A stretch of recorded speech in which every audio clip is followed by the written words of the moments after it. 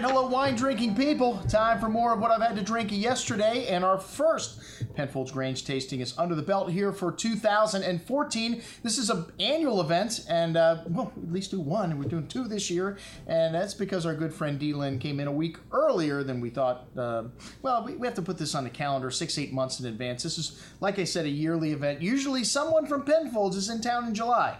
I just didn't time it quite right this year, but that's no problem. I'm happy to do two events because this is one of my favorite wineries in the world, Penfolds, a historic winery. They go back actually farther than the city of Adelaide, which was founded in 1846.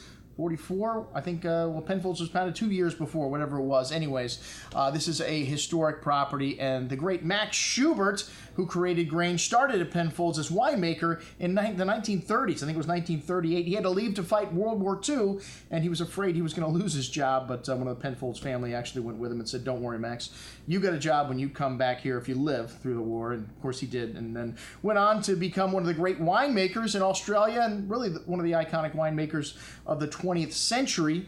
He came back in 1948, and well, he decided to travel through the great wine regions of the world. In 1950, he went to Bordeaux. He visited places like Chateau Yquem, which they make a lot of great sweet wines in Australia, but he didn't understand this one. The botrytis-sized sweet wines they didn't have. Australia's a very dry country, so there's not much botrytis here. They made more port-style wines. He didn't like Yquem, but he loved the great red wines of Bordeaux, Haut-Brion, Lafite, Latour, Margaux. And when he got back to Australia, he was convinced he needed to make an iconic wine, and in 1951 he creates the first vintage of Grange.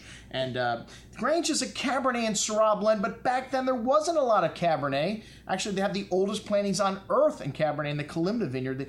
They go back to 1888. That's the oldest plant material that is still living in terms of Cabernet Sauvignon on the face of the earth. So the first couple vintages maybe didn't have any Cabernet to them, so when people say there's only been 3 vintages of Grange that have been all Shiraz, well, actually the first several vintages of Grange were all Shiraz. Actually, in one vintage in the 50s, they made 2 Granges, one Shiraz and one Cabernet, but Max was convinced he needed a little Cabernet in the Shiraz to make a world-class wine, so they continued to plant Cabernet, and until those Cabernet vines became of age, there wasn't much Cabernet in the Grange. Well, the 2009 Grange is the new release, and that's what we showcased on this tasting. And you know, this is, like I said, one of the iconic wines of the world. And Grange is unique because it's not a single vineyard wine. It's not an estate wine. They use a lot of purchased fruit in Grange, and there's a lot of different growers that contribute to this. And in Australia, the highest honor as a grower is to get your fruit included in Grange. Anyways, we started out this evening with one of my favorite whites from Penfolds, which are not known for their white wines in Australia, but they do very good Riesling and around the Adelaide Hills and this Thomas Island, the entry-level label for Penfolds. What we started with their Riesling 2008. It's got a couple years in the bottle, so you get a little of that petrol-y note to it. Just 1 gram of residual sugar just to fill out the mid-palate. This wine, very nice and clean and dry at the end, and a great accompaniment with the kind of food we have here in South Florida, seafood. And it's got a screw cap, something we love about Australian wines. They've been experimenting with Grange and screw cap for 30 years now, and they're putting some of the bin wines, Penfolds' the rarest and most exclusive wines now in screw cap and in cork. So hey, I do not mind the screw cap. So we went on to the reds in the Kalimna, one of the most famous vineyards in Australia. That's right.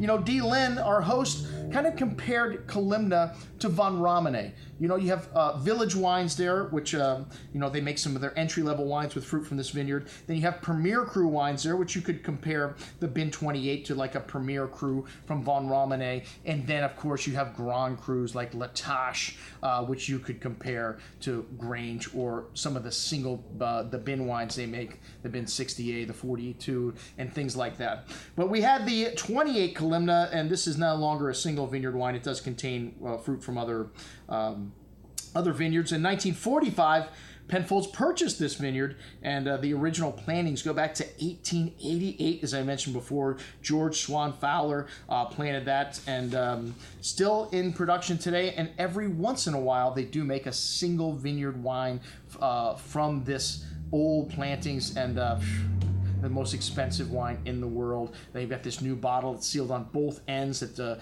Peter will come to your house when you want to open it. It's over $100,000, so it's a real showpiece if you're a big collector. And it's more the history of this vineyard, and then having someone like Peter coming to explain it to you that you pay the big money for. Anyways, we started with the current release, the 2010. This wine has that lovely richness to it, lovely blackberry coulis, black cherry liqueur-like fruit, black licorice spice, wonderful jammy fruit and complexity on the nose, but still silky and velvety. One of the things we love about Shiraz, the texture on the tongue. And this wine, it's a 178-acre vineyard, so a rather large vineyard, and this wine's big and chewy. The 2010 still need a little time, but it's got elegance, like all of Penfolds wines, red and black fruit. And the 96, we always show an older vintage of these wines because Penfolds wines age very well. This wine's showing a little bit of age to it, showing some of that fruit character that you get in the secondary, tertiary aromas in the nose, that not that bright red and black fruit anymore, starting to turn a little bit brown, but still very nice on the palate, showing that evolution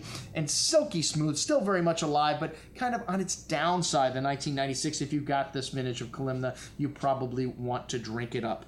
All right, on to my favorite wine in the lineup of the Ultras, other than Grange, the St. Henri. And St. Henri was created, before Penfolds actually created it. There was another winery that they purchased that they actually found labels in their cellars that said St. Henri. And this wine is kind of the alter ego of Grange, I like to say, because it's the best Shiraz. There's also a little Cabernet in it. The 2002 had about 9% Cabernet. The 2010 is 100% Syrah. And this is all old oak, so there's no influence of Barrique in this wine. All large old oak. Some of it, well, they've been using since the 50s. They just recently purchased new oak barrels to use in St. Henri, and they're going to use them in their lesser bin wines until they get all of that new oak spice out of them, and then they'll go into the St. Henri program. The 2002, showing a little bit of evolution here. This is a great vintage. It was a cooler year, so these wines have wonderful structure and freshness. Still some pretty floral notes, blackberry fruit, bay leaf, licorice, and spice notes on the notes. Very smooth and silky on the tongue, showing some nice evolution, some sweet fruit here still. This wine still showing some youth, lovely texture. This is unadulterated Shiraz, should last for another decade or more in your cellar. We have had these St. Henri's back 20 or 30 years. They're still fabulous. It's a blend of Barossa and McLarenville fruit for this vintage. Most excellent juice. I did like the 2010 a little better. I mean, 2010 is the highest rated St. Henri of all time. They've been making this wine since Penfolds put their label on it since 1957, and it's aged in 2,200 liter oak barrels, so very large oak barrels. And the fruit for this cuvee comes from Barossa, McLarenville, Coonawarra, Adelaide Hills, Rattenbully, and Clare Valley. So this wine's got a beautiful bouquet, the 2010 bright black raspberry fruit, black licorice, violets, very well-endowed bouquet of aromas, and big on the palate as well. These wines got a lot of structure. The 2010s need a little bit of time. Usually there's a little cab in the mix. Like I said, this time no Cabernet at all. 100% Shiraz, or at least that's what it says on their website. Still very tightly wound. This wine needs time, but has everything in proportion. Just needs a decade or more in your cellar. Most excellent juice. I like the 10 just a little better than 02. And then the RWT, which RWT is stands for Red Wine Trial. And this wine was created, well, its life began in 1991, this was when Peter Gago was just as an assistant at the winery, and John Duval was working with him on this wine. And this wine is 100% Shiraz, and it is aged in new French oak. That's the difference between it and Grange. And it's been Barossa Valley 100% in various vintages, but they do have used other fruit in it in the past. 1997 was the first vintage. They experimented from 91 through 96 until they got it just right. And this one's got the 2009 has a lovely bouquet of perfume on the nose, French oak. You get that lovely spice from it, lovely blackberry and blueberry fruit, licorice, vanilla, and sweet blackberry liqueur fruit coming through on the tongue. That licorice, the tobacco, the espresso coming through as well as this wine opens up. Very concentrated and rich on the bouquet, following through on the palate. But this wine's got great structure, and for an approachable wine that drinks fairly well right now, this wine's got good freshness on the finish. It's going to last decades in your cellar. Most excellent juice. The 2006 showing a bit more evolution here. This wine's velvety smooth now on the tongue, and It's still showing that youthful fruit it has, the primary fruit. But like I said, it's a little bit of evolution. This wine's got that sweet red plum, red licorice, sweet tobacco showing on the finish, and starting to mellow out a little bit. Velvety smooth tannins, and excellent juice. I like the 2009 better for my taste. And then the Grange, the big boy, the Grange Hermitage. Well, it used to be called Hermitage. They took that off the label in 1989 because of obvious reasons. Hermitage, an appellation of the Northern Rhone, which is what Max fashioned this wine after. And, well, if you know the great wines of Bordeaux, the last 100 years ago, they had Syrah from the Northern Rhone in them. So Cabernet and Syrah have been friends for a very long time. The 2009, the current release, it's got a little Cabernet in it, just 2%. And this wine hails from the Barossa Valley, McLaren Vale, Claren, McGill. Spends 18 months in 100% new American oak. And there is one vintage where they put French oak on the label, but it's always been American oak. They just did that for marketing purposes because people thought, I guess whoever was marketing it thought the French oak sounded better to whoever they were going to market it to. It sounded more expensive, but always been American oak. The 2009, a more elegant Grange, still has a good amount of that dark and red berry fruit on the nose with highlights of mocha, fresh flowers, cola, licorice, very well endowed, even bigger on the second day, which is the sign of a truly great wine. This wine is big and chewy on the tongue with a firm hand of acidity, leaving the tongue refreshed. Despite the amount of delicious fruit here, the tannin is still a bit rough around the edges. This wine needs a little bit of time to really fill out, I think, but very, very good, and needs just a little bit of time. This wine's got a long finish, very layered, most excellent juice. Going to be a great Grange in the future. Give it 10, 15 years or more. The 99, the 99's showing a little bit of evolution, but still fairly young as well. 1996 was the first vintage they included Cabernet in the blend on a regular basis,